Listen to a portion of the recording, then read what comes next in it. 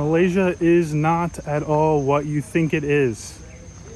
Now, this is coming from a lot of comments and messages I receive about all the Malaysia content I've been doing, and people thinking of coming here, mostly Americans, Europeans, Australians, English. It's just not what you think it is. There's some misconceptions I want to talk about, basically. One, let's start with dating here, because that's quite a popular topic amongst Westerners who typically like to travel and date the local women, like to usually have short-term relations with women because they're only traveling for a short time. Malaysia is not the best place for that. That being said, it's not something that doesn't happen. And if you're coming here, you just need to manage your expectations about something like that. If you're coming here for the long term, if you're going to move here, it's probably one of the better places that you're going to find a good woman, that you're going to find a good long-term relationship. That's my observation, because I'm not moving here. I don't have the first-hand experience with that. I do have now some experience after 2 months here with some more casual dating, for sure. Maybe 7 or 8 dates I've been on here. 2 Malay women who were Muslim, a couple of Indonesian women, and a couple of Chinese women. This is what you're most likely to be dating if you are a Westerner coming here. There are a good amount of Indonesian women. There's a good amount of Chinese women here, both living here and traveling here. And so, of course, this becomes an option. If you're looking for short-term affairs in any way, and this does not mean just looking for one-night stands. There is something to coming to another country and having some type of companionship, whatever, maybe just becoming friends, maybe becoming more than that, just kind of going into it with an open mind and then feeling it out, see what happens. So there's also a misconception of a lot of locals here that we're just out here looking for sex. That's it. We just want one-night stands. It's not so black and white, and everyone is not looking for the same thing, So I've had only positive experiences dating here, but it is much different than going somewhere like Indonesia or going somewhere like Thailand and opening Tinder and having 100 matches with women.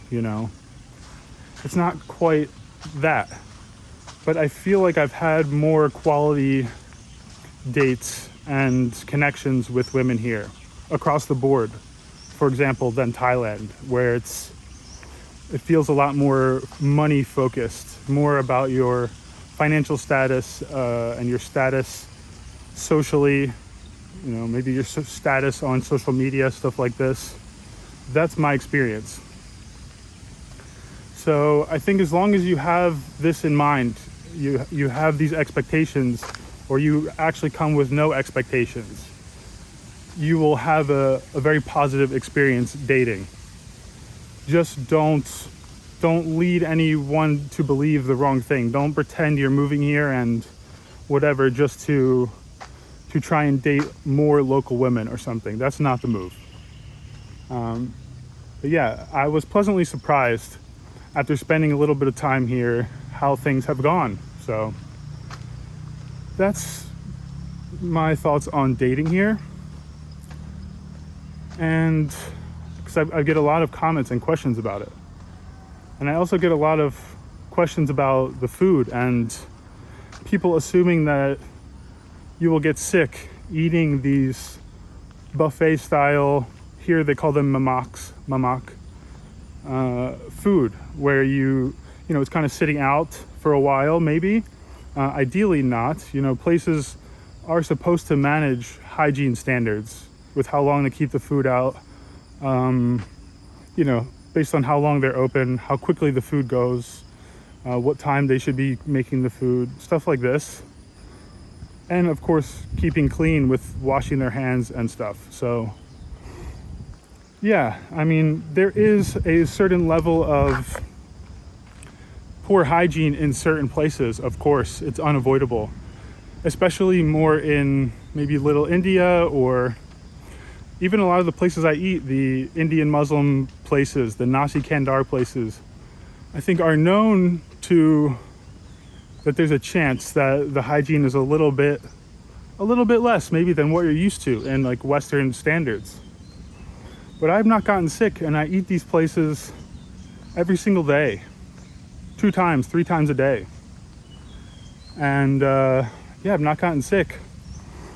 And I have a weak stomach. I have a lot of food allergies. I have gut issues.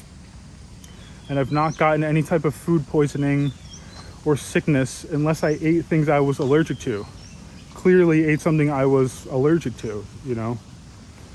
So that you don't need to worry in that regard. You don't need to only eat at fancy places or only at restaurants. Restaurants should have better hygiene in general, maybe higher standards, but it's not guaranteed. You actually can't really see what the cooks are doing and stuff all the time. Whereas in the mamaks, a lot of times it's all in the open. You know, if they are unhygienic, you will kind of know pretty quickly. You'll kind of see it. But I think you're much more prone to getting sick even in somewhere like Bali. You know, Bali belly is a popular thing. Or Thailand as well. A lot of street food. They don't have soap and sinks. And at least these places, they have a sink. They have, soap to clean their hands. And they have gloves on. And so, the food does sit out for some time. And so if you are really concerned, don't maybe go to 24-hour spots at any given time. Even though I do that and I'm okay, you can go to places that open at 12 in the afternoon and, you know, go there at 1 p.m., 2 p.m., and you're getting fresh, guaranteed fresh food that has not been sitting out very long. It'll probably taste better too, so it's always a good idea to try and go for the fresh times food if you can, but I would not worry about it. I wouldn't worry about it unless you're somebody who consistently gets sick from food poisoning in the past. Maybe think about it, but I think you'll be fine. You know, there's a lot of people who think it's crazy that I eat at these places, but it's not. It's very standard. The locals all eat at these places.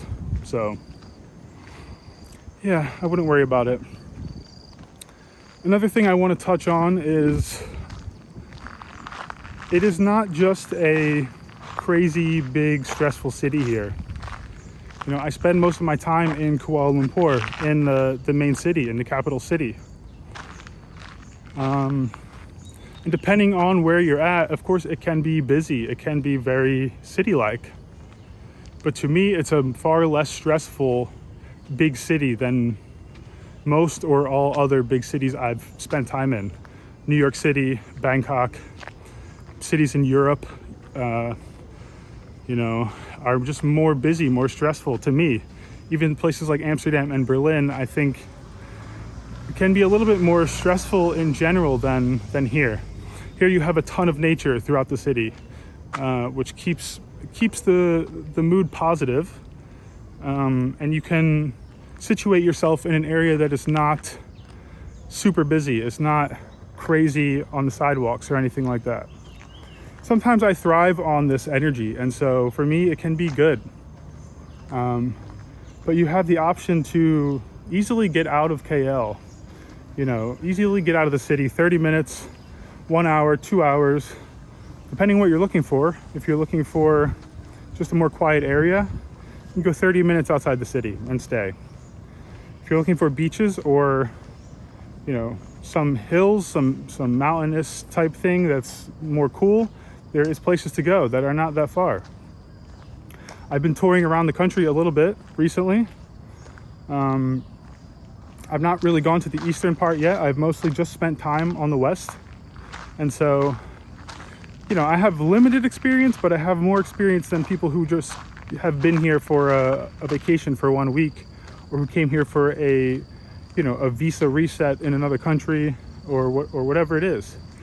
So yeah, I'm giving you all this info on my 2 months of staying here, mostly in the city, and getting out a bit as well to get a new perspective, to change it up.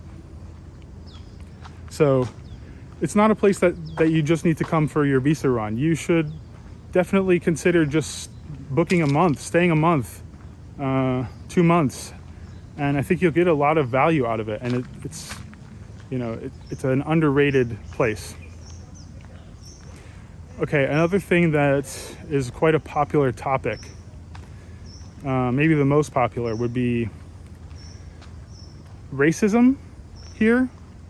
I'd say mostly from the comments, some of the videos I got a bit political. I talked about maybe why I left NYC or thinking about leaving Thailand, and you can see some type of comments start to come out which may have like some racist tones to them, But let me clarify my view of this.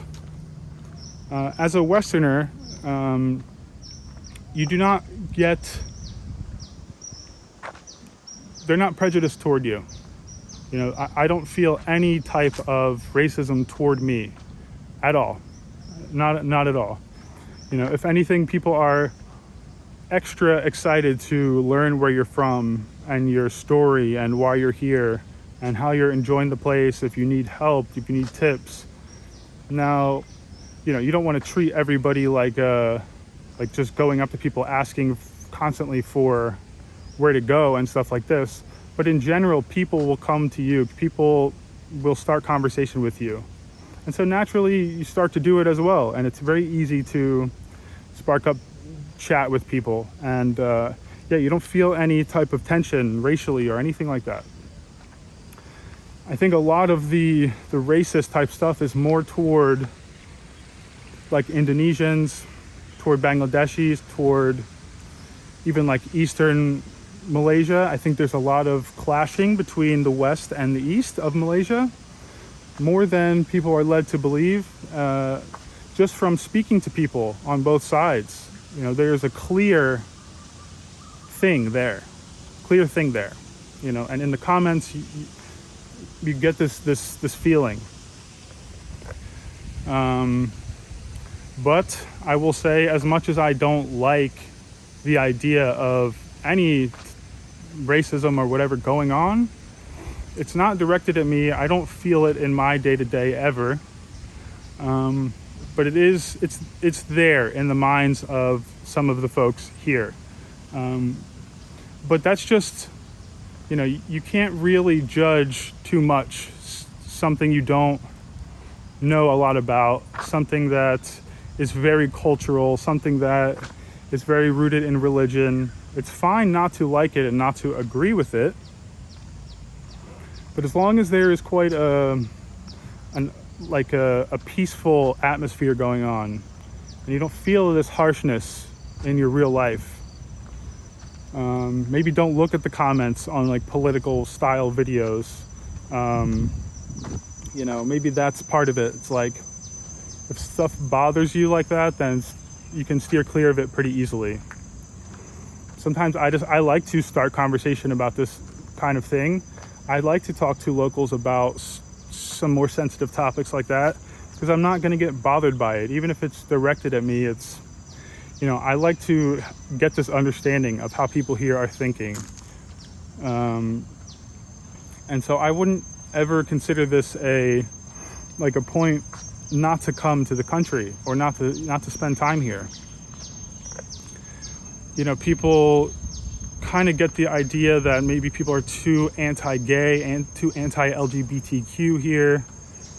It's just not accepted within Muslim religion for Muslims to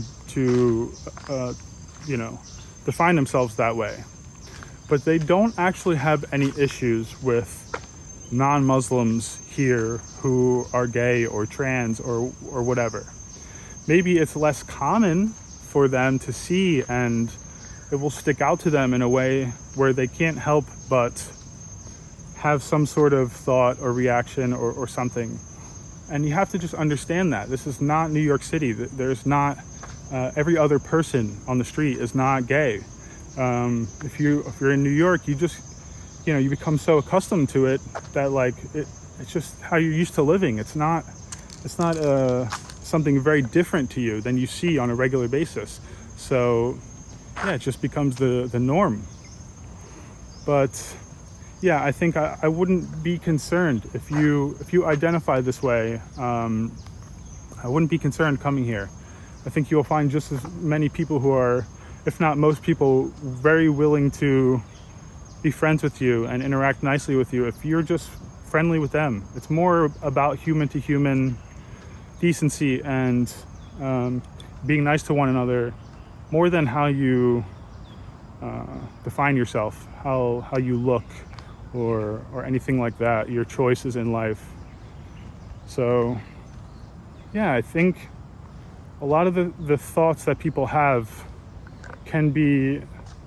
are a little misguided, either due to what they see in the comments or media or online, anywhere, Reddit.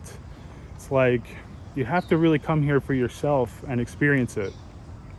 I've met every which type of person here from all different countries. I've made friends with many locals, all Muslim, and it doesn't matter, It doesn't define these people. It doesn't define somebody just because they're Muslim. It's like they're still just another person, or if you're Catholic, or if you're Jewish.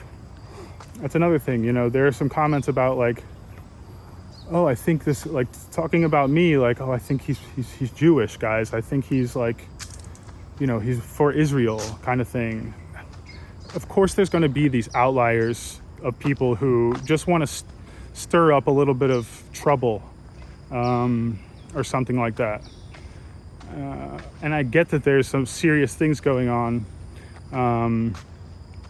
in Israel with Palestine. It's like, I get it. People are very emotional about it.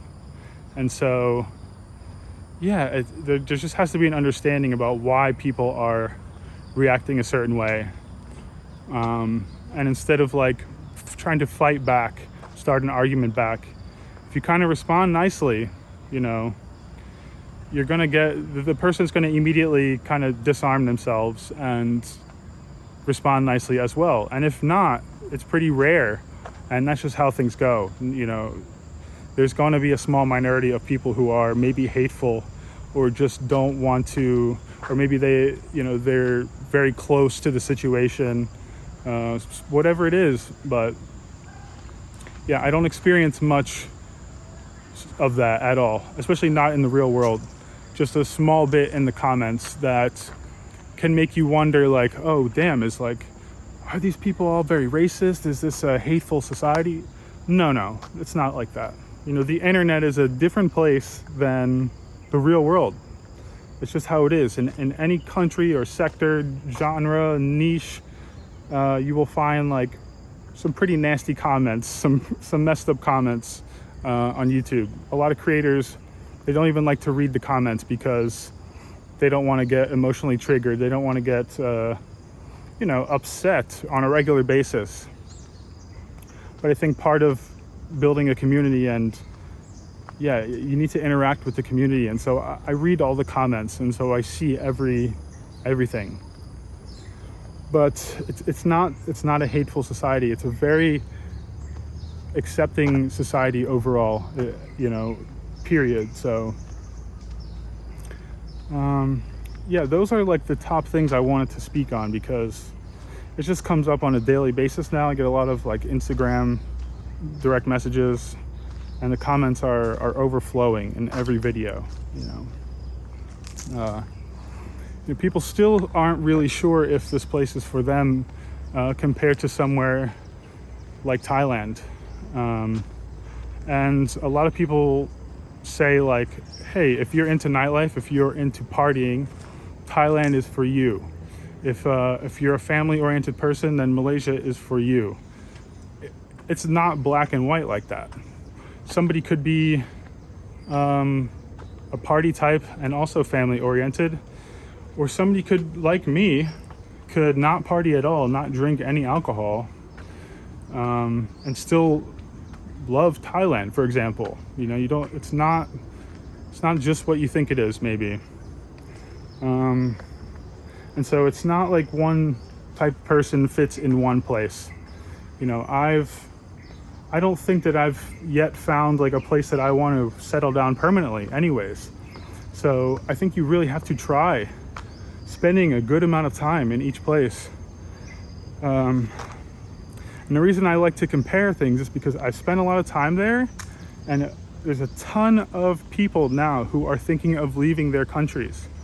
In the US, in the UK, like in Australia, people growing tired of things going on in their country, and they don't know exactly where to move to, but they know Southeast Asia is one of the best options, you know, for cost-wise and the people. But it's tough to make a decision until you've spent a lot of time on the ground. And then it's still not easy to maybe choose one is right for me or one is not. So in reality, you need to spend a year somewhere to, I think, see if it feels really comfortable for like somewhere to live. But yeah, I don't think one is better than the other. Any of these countries, I think they all offer a different experience than one another. And they're so close to each other that, you know, it's so much easier here to just hop over to one place, even for 1 week, for very little money. You know, you can often find $30 flights to Thailand, or you can easily take a ferry from Langkawi in Malaysia. Just take a ferry to Thailand. You can travel around by land a bit. It's very cheap. So yeah, I think choosing the place that fits your financial situation and place that you like the food the most, the place that matches up with what you want out of dating or out of relationship, that's probably going to make you the happiest long term. So yeah, there is no one best place, and there is no one online, including myself, who can tell you what is the right place for you. You know, the people in the comments saying, if you like to party, then Thailand is for you. Maybe not. There's plenty of party action in Kuala Lumpur if you want it. There's plenty of nightlife here if you really want it, you know. Same as in Thailand, there's plenty of chill family life if you want it. You can stay in Thailand for 10 years if you want and never see any of this nightlife action or bar girls or anything like that. It just depends where you put yourself, you know. That's what it is. So almost every country has whatever you are looking for, depending on the area you're in. So yeah, don't let people dictate what is right for you. You have to try it for yourself. Many times I think, oh, this place is going to be silly, or I have no interest in going here. But then I go there, and the first day, it feels so nice to be in a new place and experience like a new area. It's like, oh wow, I need to get out of my own head of like, I'm not going to like this, and just go, just do it, right? You have to. And it's always a positive experience, even if it's not great. There's still something to experiencing something new, new people. It's important. So, and I learned that from traveling around Malaysia, places that didn't seem that interesting to me to visit, like Taiping or even Ipoh. It's like I wasn't that interested from reading online in going to these places. You know, I'm not such a history guy or anything like this. But then I went, and very quickly it's like, oh wow, there's a lot of value to coming here, and this is a very cool experience, and I'm very, very glad that I came here. And so it's the same with anywhere. So get out of your comfort zone, try it, experience it for yourself, and don't let too much of what you read online determine what you're thinking about somewhere, okay? Yeah, so that's that. I hope you enjoyed this video. Drop a thumbs up if you did, and I will see you in the next vlog.